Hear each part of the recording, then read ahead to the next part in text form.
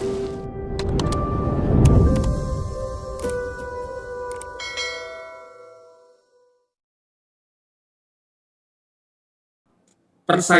dengan guru-guru lain. Perlu saya sampaikan di sini, kami ingin sekali lagi memperjuangkan guru-guru yang saat ini telah mengajar di posisinya itu akan bersaing dengan dirinya sendiri. Jadi cukup dengan dirinya sendiri mencapai kompetensi yang minimal, itu akan bersaing dengan dirinya sendiri. Jadi cukup dengan dirinya sendiri mencapai kompetensi yang minimal. Dan sebagai tambahan informasi, kami kemudian juga terus berdialog lintas kementerian, karena ini bukan hanya di Kementerian Pendidikan dan Kebudayaan, ini lintas kementerian, dari Direktorat Jenderal Perimbangan Keuangan, bahwa Kementerian Keuangan sudah sepakat untuk mengalokasikan anggaran gaji P3K ke kas daerah melalui dana transfer umum. Dan inilah yang kemudian menjadi pintu masuk untuk kita melakukan kebijakan rekrutmen. Dan ini cukup besar ya, Prof. Mudi. Mungkin saya nggak ingat kapan terakhir kita melakukan sebuah rekrutmen semasif ini. Kita mencoba untuk menyelesaikan, tapi tidak berhenti di sini. Itu mohon diinikan ya. Jadi ini untuk saat ini dulu. Nah, status guru jadi akan lebih jelas, karena mereka status kepegawaiannya bukan oleh status dari sekolah lagi, tapi menjadi bagian dari pegawai di pemerintah, dalam hal ini melalui pejabat pembina kepegawaian yang ada di daerah. Dan gaji yang saat ini diterima, yang tadi mungkin ada yang bahkan ada yang 50.000 sampai 750.000, ya kita terus tahu itu tentunya, ini dapat meningkat hingga 2,9 juta per bulan. Ini di luar tunjangan yang melekat dan dijamin oleh pemerintah. Nantinya kalau guru-guru tersebut mengikuti sertifikasi pendidik, dan maka ini kemudian ini juga bisa menambah penghasilan mereka. Nah, tunjangan-tunjangan ini mungkin saya seringkali mungkin ini kurang dikomunikasikan, tetap haknya sama seperti PNS. Jadi misalnya ada tunjangan keluarga, tunjangan pangan, tunjangan jabatan struktural, tunjangan jabatan fungsional, tunjangan lainnya, juga cuti. Jadi misalnya ada cuti tahunan, cuti sakit, cuti melahirkan, cuti bersama, dan hak untuk melakukan pengembangan kompetensi, mendapatkan penghargaan, bantuan hukum, jaminan kesehatan, kecelakaan kerja, jaminan hari tua, dan jaminan kematian. Dan ini yang merupakan menurut kami satu hal yang akan memproteksi dari kondisi kerja para guru-guru kita. Dan siapa saja yang bisa mengikuti seleksi guru ASN P3K ini. Pertama, guru honorer yang saat ini sudah aktif mengajar dibuktikan oleh Dapodik. Kalau tidak ada NUPTK tidak masalah, bisa menggunakan NIK. Ya, jadi itu kadang-kadang juga saya ditanya, NUPTK bagaimana? Tidak masalah, bisa menggunakan NIK. Kalau ada NUPTK tentunya NPTK, tapi kalau tidak ada dengan NIK saja cukup. Lalu kemudian individu yang selain dari yang aktif mengajar saat ini, yang sudah bersertifikat pendidik melalui PPG, itu juga bisa ikut mendaftar, dan guru yang pernah tercatat di Dapodik, walaupun di tahun-tahun terakhir namanya sudah tidak tercatat di Dapodik pun juga bisa untuk mendaftar. Nah, ada hal yang juga dikhawatirkan yang ingin juga saya klarifikasikan dalam hal ini adalah persaingan dengan guru-guru lain. Perlu saya sampaikan di sini, kami ingin sekali lagi memperjuangkan guru-guru yang saat ini telah mengajar di posisinya itu akan bersaing dengan dirinya sendiri. Jadi cukup dengan dirinya sendiri mencapai kompetensi yang minimal saja. Jadi ini bukan yang paling hebat gitu, minimal saja. Jadi Bapak Ibu bersaing dengan diri sendiri. Jadi yang kalau yang bukan yang dari tempat Bapak Ibu, ya mereka bersaing dengan misalnya di sana kebutuhan gurunya 3 gitu, gurunya ada 1 ya, berarti kan ada posisi 2 yang lainnya. Mereka yang lainnya itu, sementara yang sudah mengajar di situ ya mungkin ngajarnya rangkap-rangkap ya, mereka akan diperjuangkan tetap di situ. Jadi itu diprioritaskan gitu ya. Jadi sehingga Bapak Ibu akan bersaing dengan dirinya sendiri untuk mencapai passing grade yang minimal sebenarnya. Jadi ibaratnya kalau Bapak Ibu mengajar matematika, ya kemampuan gimana sih guru matematika yang minimal gitu. Yang kita perlu ya tentunya itu ingin buat karena dia guru ya kita marwahnya guru kan tetap kita jaga. Guru bahasa Inggris atau guru IPS ya itu nilai minimalnya Dan tapi dia bersaing dengan dirinya sendiri. Jadi ini yang paling penting untuk dipahami, karena kembali lagi kami ingin memperjuangkan, jadi ini komitmen dari kami. Tapi pada saat yang sama, bagaimana ekspektasi minimal tadi, kalau kontennya terutama, ini konten ya. Nanti kalau nanti belajar ini Prof. Mudi, berarti kontennya yang kita perkuat ya. Karena itu yang menjadi fundamental sekali.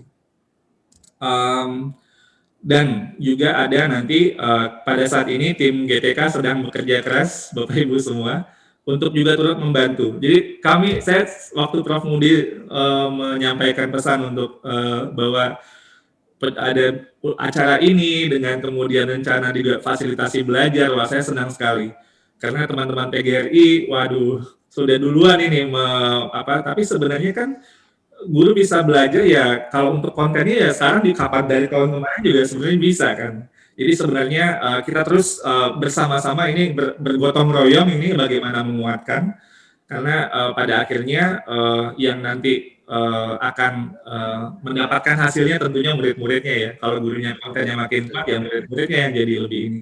Tapi kembali lagi, dan ini sampai 3 kali ya Bapak Ibu, supaya ini bisa untuk melalui tes tadi. Jadi kalau gagal ya belajar lagi gitu. Kalau gagal sekali lagi masih bisa belajar lagi. Jadi bantuan-bantuan ini akan terus kita upayakan, dan terima kasih sekali lagi untuk PGRI, terutama PGRI Provinsi Jawa Tengah yang sudah berinisiatif untuk terus menguatkan ekosistem belajar ini. Karena pada akhirnya transformasi pendidikan kita tidak menyelesaikan masalah hanya untuk saat ini, tapi kita melihat untuk investasi masa depan, bahwa ekosistem yang kita lihat untuk bisa maju sistem pendidikan ya budaya belajar ini. Budaya belajar ini adalah hal yang penting yang harus terus kita kuatkan. Tentunya teladan-teladan dari Bapak Ibu semua, terutama nih para pimpinan dari Prof. Mudi dan semua jajarannya adalah sangat penting untuk hal ini. Untuk pendaftaran ujian seleksi, kita masih berdiskusi dengan Panselnas. Ini ada tentunya Bapak Ibu tentu paham ya. Kami di sini kan Kementerian Teknis ini yang memberikan advice kepada yang akan melakukannya dari Kementerian Pan-RB dan Badan Kepegawaian Negara, tentunya dengan Kementerian Dalam Negeri dan KL lainnya, untuk terus memfinalisasi proses. Tentunya kita banyak hal yang kita pertimbangkan untuk melakukan secara logistik seperti apa, tapi kita mengantisipasi sekitar bulan Maret atau April pendaftaran ujian seleksi bisa dilakukan, dibuka, sehingga bisa langsung nanti mendaftar gitu ya. Dan proses ini nanti terdiri dari pendaftar bisa untuk memilih salah satu dari 3 kategorinya, apakah dia guru honorer atau individu yang memiliki sertifikat pendidik, atau guru honorer K2, menginput nomor ID, bisa itu nomor registrasi K2 atau NUPTK atau NIK bisa cukup, atau nomor sertifikat pendidik. Setelah itu ada seleksi administrasi berupa seleksi berkas, berupa pernyataan tanggung jawab mutlak, KTP, surat lamaran. Lalu pengecekan linearitas mata pelajaran dengan sertifikat pendidik atau latar belakang pendidikan. Ini bisa melalui Dapodik ya Bapak Ibu atau by system. Lalu pengecekan nomor mahasiswa terkait ijazah dan jurusan. Ini juga bisa dilakukan by system. Ini seleksi administrasi. Lalu barulah kita masuk ke assessment-nya. Seperti assessment ASN ya, ada kompetensi teknis, itu kontennya kita nanti yang Bapak Ibu ampu. Lalu kemudian kompetensi manajerial dan sosiokultural, dan pertanyaan wawancara yang dijawab tertulis. Dan peserta diberi kesempatan mengikuti ujian seleksi hingga 3 kali. Lalu kemudian Panselnas akan menerima hasil dari assessment, dan Badan Kepegawaian Negara akan melakukan hasil, jadi mengolah hasil dan menyerahkan hasil rankingan peserta sesuai informasi kepada pemerintah daerah. Dan pemerintah daerah nanti akan mengumumkan peserta yang lulus beserta sekolahnya. Dan kemudian tahap akhirnya pemerintah daerah melakukan pemberkasan, membuat SK pengangkatan, dan menyerahkan SK pengangkatan serta kontrak tersebut kepada BKN. Jadi kira-kira itu dan mungkin tambahan terakhir adalah, untuk guru agama juga ini mungkin saya ingin juga mengklarifikasi, saat ini kami masih dalam koordinasi dengan Kementerian Agama karena menurut Peraturan Menteri Agama Nomor 16 2010, pengelolaan pendidikan agama pada sekolah, di pasal 14, pengadaan guru pendidikan agama di sekolah diselenggarakan oleh, pemerintah, dilakukan oleh menteri, dalam hal ini Menteri Agama. Juga pengadaan guru pendidikan agama dan juga, kebutuhan jumlah guru pendidikan agama. Ini ditetapkan oleh, Menteri Agama. Jadi kami terus berkoordinasi untuk mendorong, pengajuan untuk, guru agama untuk, masa berikutnya. Mungkin demikian dulu, yang bisa saya sampaikan, pada kesempatan ini. Saya tutup dengan ini ya, semboyan, Ki Hajar Dewantara yang menjadi, ini kita semua. Ingarso Sung Tulodo, Ing Madya Mangunkarso dan Tutulih Handayani.